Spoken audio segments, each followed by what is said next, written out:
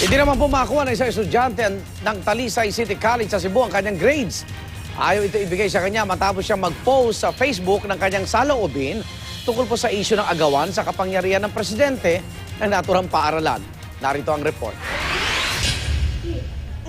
Hindi inakala ng third-year college student at Dean's Lister na si Freddy Ercito na hindi niya na makukuha ang kanyang grades sa nagdaang semester dahil sa pinost niya sa Facebook.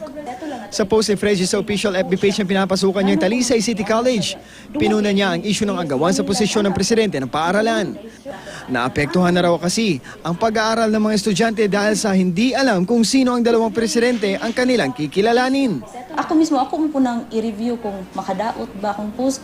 Pero sa tanan ako, wala raman kay, wala man kong naghimo-himo istorya sa ko ang post. Inireklamo ni Freddy ang kanyang guro sa legal office ng kolehiyo. Ayon sa pamunuan ng naturang State College, hindi mo na ilalabas ang grades ng estudyante habang hindi pa tapos ang investigasyon. Understudy na siya. Gimuan mo na siya committee to evaluate tungod atong iyang mangigpangsuwat sa Facebook. Pinuproblema pa ng mga graduating student kung kanino magpapapirma ng diploma. Wala pang pahayag ang Commission on Higher Education at Talisay City Government tungkol dito.